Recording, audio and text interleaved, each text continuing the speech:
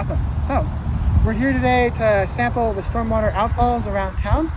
Pretty much how the procedure works is I'll go out and inspect an outfall, and if there's flow, I'll come back later with Eileen and we'll take a sample. So in this case, the stormwater outfall is draining water from the road, and it's running in the stream here. So what our catch basins do all around town is they just collect stormwater and stop it from flooding, people's streets and houses, and they pump that water directly to the stream. Unfortunately, when it does this, there's a chance of different types of contaminants getting into our water. So road salts, dog waste, anything that's in the road or anything that you put down a catch basin will eventually end up into our stream. Okay, Matt, would you just describe that again about how you determine whether to sample an outfall when it looks like it might not be flowing? Yes, absolutely. So this outfall here has standing water, and so I usually classify them as having standing water sampleable or standing water not sampleable. So if the water appears really stagnant, if there's algae or bacteria built up on it, if there's mosquitoes nesting in it and debris, then usually I'd say that's not sampleable and the water's not moving. However, in this case, the water is pretty clear. There's nothing built up on it, so it might have flown recently. There might be flow recently, or the stream is coming by, so there's flow in front of it. So we can't really tell if there's flow in the pipe or not. So in this case, to be safe, I would take a sample. Okay, let's do it.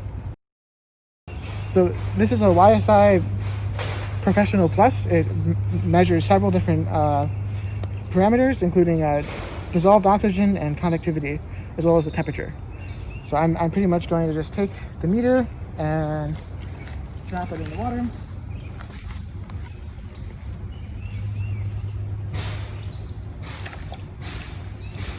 And I want to get it as close to the outfall as I can.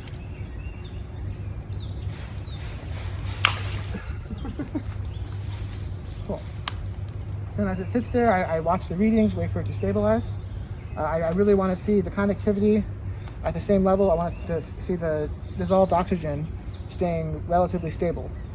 And once that's ready, I'll hit enter and I'll take the reading and save it on the YSI. We care about dissolved oxygen because it's the higher levels of oxygen in the water is better for fish and the invertebrates living in it. We care about the conductivity, which is another name for salinity, or how salty the water is. Just because if it gets too salty from road salt washing in, then it might kill the local wildlife. It could be harmful to fish living in the water. And we also kind of care about temperature, because a higher temperature than the normal could indicate some kind of discharge from an industrial facility or a sewage facility where the water is just warmer than you would expect from. This is one of the other pieces of equipment that we use. This is a pocket colorimeter.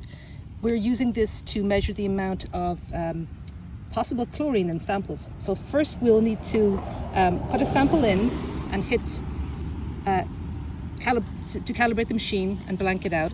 Then we put in reagent into the sample bottles, and as you can possibly see, there's a faint pink color if there's chlorine, and that'll be measured by the colorimeter, and we can get an idea of whether there's actually any chlorine in the stormwater. Another parameter we measure for is ammonia. We use these sticks that we dip into a sample, and then we can compare the resulting color against the side of the bottle to give us an idea of how much ammonia is in the sample.